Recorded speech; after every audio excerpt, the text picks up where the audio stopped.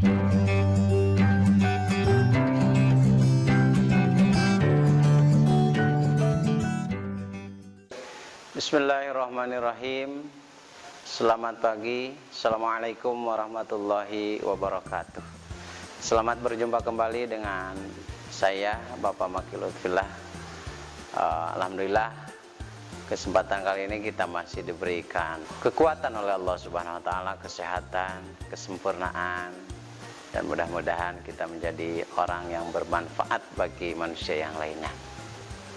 Oke, untuk adik-adikku sekalian, untuk hari ini tolong diisi kolom daftar hadirnya ya. Jangan sampai lupa, barangkali ada yang tidak hadir.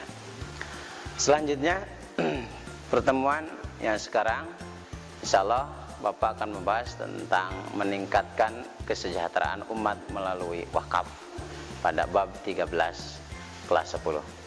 Yang pertama, pengertian wakaf dulu. Apa itu wakaf?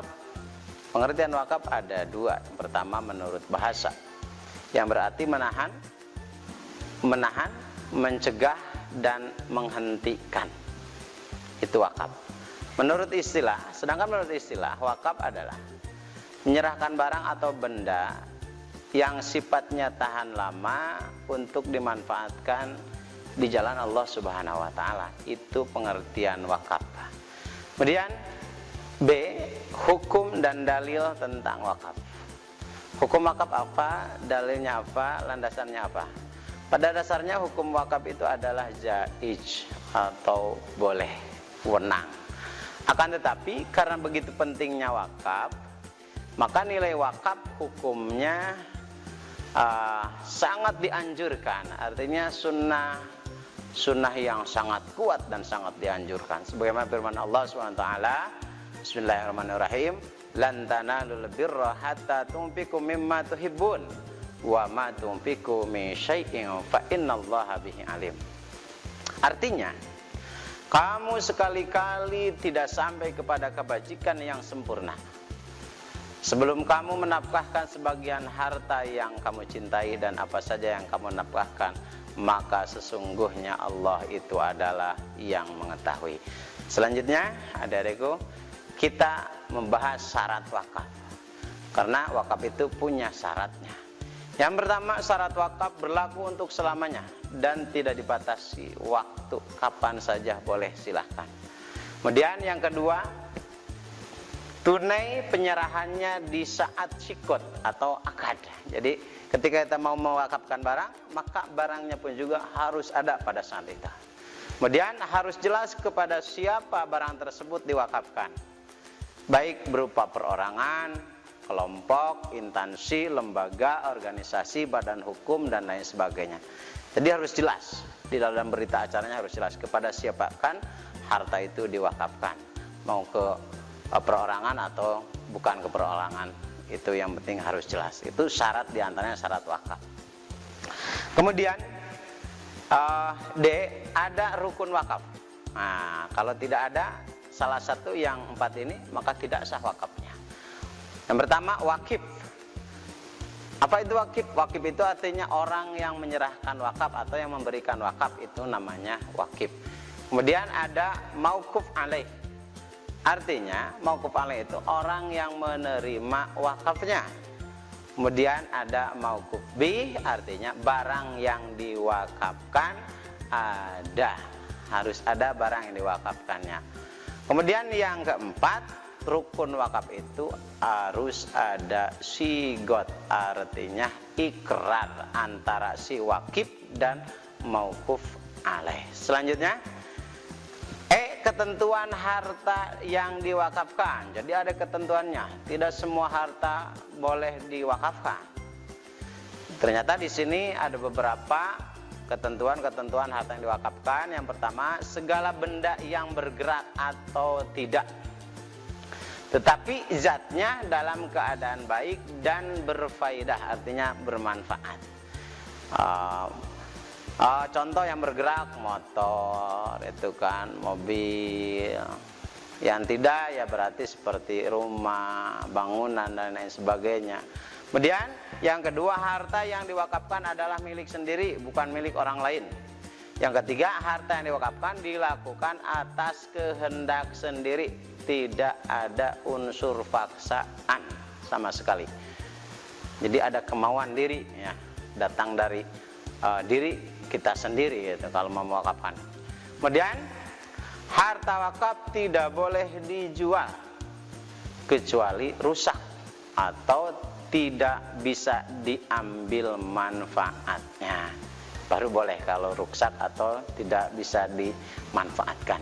Kemudian yang selanjutnya F, ya, hukum mengganti atau memindahkan wakaf. Barangkali kadang-kadang wakaf itu digantikan, contoh kita diwakafkan tanah A, kita mau gantikan dengan tanah B. Itu bagaimana itu hukumnya? Yang pertama, mengganti dan memindahkan wakaf, harta wakaf pada dasarnya itu memang jaiz, artinya boleh-boleh saja itu pada dasarnya, asalkan memenuhi syarat. Mana syaratnya? Di antaranya yang pertama, alasannya jelas, rasional, masuk akal, dan membawa manfaat. Yang kedua, lebih membawa manfaat, bahkan sangat bermanfaat dibanding sebelumnya. Kalau lebih menurun kemanfaatannya, maka itu tidak boleh, ya. Kemudian perubahan wakaf dari ikrar semula diperbolehkan, asalkan disetujui oleh ulama pemerintah setempat dengan beberapa syarat. Di antaranya tidak sesuai lagi dengan tujuan awal wakaf. Kemudian yang kedua, ada kepentingan dan kemaslahatan umum yang lebih bermanfaat sangat besar. Selanjutnya, macam-macam wakaf, ya, ada macam-macamnya itu. Yang pertama ada wakaf ahli, wakaf yang ditujukan kepada orang tertentu, artinya ahli, seorang atau lebih, baik kepada keluarga, wakif atau bukan. Nah, maka wakaf ini disebutnya adalah wakaf zuri. Nah, kemudian yang kedua ada wakaf khairi. Wakaf khairi itu apa? Wakaf yang secara tegas diperuntukkan demi kepentingan agama atau kemaslahatan umum, bukan kepentingan pribadi. Contoh, wakaf yang didirikan untuk pembangunan masjid, yayasan, madrasah, diniyah, pondok pesantren, panti asuhan, sosial, dan lain sebagainya. Kemudian pentingnya wakaf. Diperintah wakaf berarti ada kepentingan. Pentingnya apa? Yang pertama, menjamin keberlangsungan suatu amal usaha umat seperti masjid, musola. Dengan ada wakaf ya penting itu. Masjid bisa terbangun, musola bisa terbangun. Nah, dan yang kedua, memperjelas status tempat atau lahan tanah wakaf yang digunakan untuk kepentingan umat. Jadi harus jelas status tanahnya, bukan milik orang lain gitu kan. Kemudian yang ketiga, umat dapat mengambil manfaat wakaf tanpa mengurangi aset pokok dari wakaf tersebut, ya. Jadi tanpa mengurangi aset pokok, artinya tanpa mengurangi modal pokoknya gitu kan. Kemudian pahala wakaf akan mengalir terus bagi wakif orang yang mewakafkan, karena termasuk jariah juga, ya, kebaikan itu.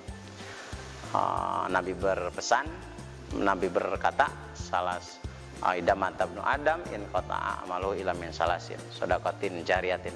Itu kan diantaranya. Kemudian merupakan pelajaran bagi umat Islam untuk mengelola manajemen umat dengan baik, khususnya terhadap sumber-sumber pembiayaan yang harus dikelola secara profesional. Yang ketujuh, memberikan dorongan bagi umat untuk menjalani hidup dengan sungguh-sungguh dalam berusaha, sehingga hidupnya tidak menjadi beban orang lain. Dan yang terakhir, memiliki tanggung jawab terhadap kehidupan keluarga, sehingga anak keturunannya memiliki kehidupan yang cukup. Kemudian hikmah wakaf. Apa hikmahnya? Yang pertama, pahala wakaf akan mengalir terus-menerus selama benda wakaf itu masih berguna. Kemudian yang kedua, generasi baru dapat memanfaatkan peninggalan masa lalu demi kemajuan pembangunan. Kemudian hikmah yang ketiga, dapat mengurangi kemiskinan dan kebodohan umat.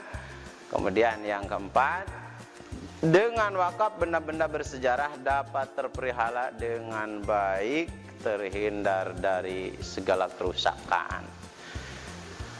Kemudian yang terakhir di sini ada perundang-undangan tentang wakaf di Indonesia ya, ada aturannya secara garis besar di negara kita ya. Peraturan pemerintah nomor 8 tahun 97, peraturan Mendagri nomor 6 tahun 77, peraturan Menag nomor 1 tahun 78, peraturan Dirjen Bimas Islam ya nomor Kep garing P garing 75 garing 1978. Dan yang terakhir Undang-Undang nomor 41 tahun 2004 tentang wakaf. Oke, sekian ya adik-adik sekilas tentang wakaf. Mudah-mudahan kalian dapat mewakafkan hartanya, harta bendanya kepada seseorang ataupun untuk lembaga kepentingan umum. Sekian, terima kasih. Akhirul kalam. Assalamualaikum warahmatullahi wabarakatuh. Kunjungi sosial media lainnya seperti website kami di pkbmalfata.com, Facebook PKB Malfata Mananjaya, Instagram PKB Malfata Official. Dan terima kasih telah klik video ini. Jangan lupa like, comment, share, dan subscribe untuk menunjukkan dukungan kamu terhadap channel ini. Enjoy the video PKB Malfata.